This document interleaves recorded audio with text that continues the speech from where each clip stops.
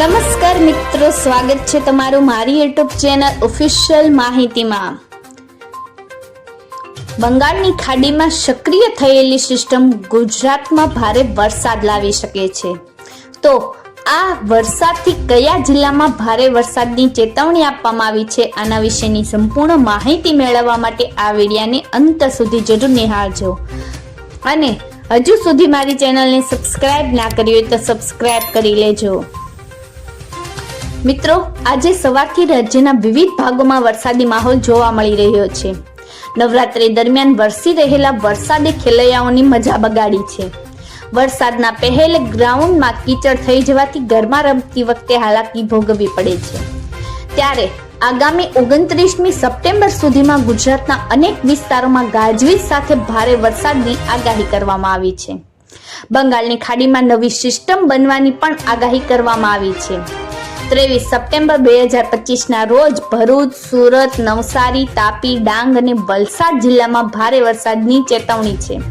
જ્યારે અમદાવાદ, વડોદરા, આણંદ, ખેડા, પંચમહાલ, મહેસાણા, બનાસકાંઠા, પાટણ, કચ્છ, મોરબી, સુરેન્દ્રનગર, જામનગર, રાજકોટ, અમરેલી, ભાવનગર, જૂનાગઢ સહિતના જિલ્લાઓમાં હળવાથી મધ્યમ વરસાદની સંભાવના છે। સાથે તે 24મી સપ્ટેમ્બર 2025ના રોજ દેવભૂમિ દ્વારકા, પોરબંદર, જામનગર, મોરબી, સુરેન્દ્રનગર, પાટણ, મહેસાણા, સાબરકાંઠા, બનાસકાંઠા, કચ્છ જિલ્લામાં વરસાદની શક્યતા નથી। જ્યારે રાજકોટ, બોટાદ, અમદાવાદ, ભાવનગર, ગાંધીનગર, જૂનાગઢ, અમરેલી, આણંદ, ખેડા, વડોદરા, ભરૂચ, સુરત, તાપી, નવસારી, વલસાડ, પંચમહાલ, અરવલ્લી અને મહીસાગર સહિતના જિલ્લામાં હળવાથી મધ્યમ વરસાદની આગાહી વ્યક્ત કરવામાં આવી છે। મિત્રો, સાથે જ 25મી અને 26મી સપ્ટેમ્બરનું હવામાન જોઈએ તો અમદાવાદ, ગાંધીનગર, અરવલ્લી, બનાસકાંઠા, પાટણ, મહેસાણા, સાબરકાંઠા, મોરબી, સુરેન્દ્રનગર, જામનગર, પોરબંદર, દેવભૂમિ દ્વારકા, મહીસાગર, ખેડા, કચ્છ જિલ્લામાં વરસાદની શક્યતા નથી। જ્યારે રાજકોટ, બોટાદ, ભાવનગર, જૂનાગઢ, અમરેલી, આણંદ, વડોદરા, છોટાઉદેપુર, સુરત, નવસારી, તાપી, વલસાડ, નર્મદા જિલ્લામાં હળવાથી મધ્યમ વરસાદની આગાહી છે। જ્યારે બીજી તરફ 28મી સપ્ટેમ્બર સુધી રાજ્યમાં સાર્વત્રિક વરસાદની આગાહી પણ કરવામાં આવી છે। દક્ષિણ ગુજરાતમાં ભારે વરસાદ પડવાની પણ શક્યતા છે। તો દક્ષિણ ગુજરાતમાં 1 ઇંચ કરતાં વધુ વરસાદ પડી શકે છે। સૌરાષ્ટ્રના કેટલાક ભાગોમાં પણ વરસાદ પડી શકે છે। સાથે જ મધ્ય ગુજરાતમાં પણ વરસાદ પડવાની આગાહી કરવામાં આવી છે। આ સાથે જ અમદાવાદ અને ગાંધીનગરમાં પણ વરસાદ પડશે અને કેટલાક ભાગોમાં ગાજવીજ સાથે ભારે વરસાદની પણ શક્યતા છે।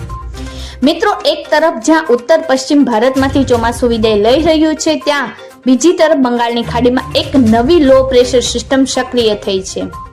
આ સિસ્ટમ આગામી 2 થી 3 દિવસ દરમિયાન વધુ મજબૂત બનીને ડિપ્રેશનમાં ફેરવાઈ જશે। તેની સંભવિત દિશા ઉત્તર પશ્ચિમ તરફની છે, જેનો અર્થ એ છે કે આંધ્રપ્રદેશ, મહારાષ્ટ્રમાંથી પસાર થઈને ગુજરાતને અસર કરી શકે છે। આગામી દિવસોમાં આ સિસ્ટમ ગુજરાત તરફ આગળ વધે તેવું હાલ દેખાઈ રહ્યું છે। આ નવી સિસ્ટમના પ્રભાવ હેઠળ સપ્ટેમ્બર મહિનાના અંતિમ દિવસોમાં અને ઓક્ટોબરની શરૂઆતમાં ગુજરાતના વાતાવરણમાં ફરી પલટો આવવાની પ્રબળ સંભાવના રહેલી છે, જેમાં ખાસ કરીને સૌરાષ્ટ્ર અને દક્ષિણ ગુજરાતના દરિયાકાંઠાના વિસ્તારોમાં મધ્યમથી ભારે વરસાદનો વધુ એક રાઉન્ડ આવી શકે છે। મિત્રો, આવી જ વધુ માહિતી મેળવતી રહેવા માટે મારી ચેનલ સાથે જોડાયેલા રહેજો।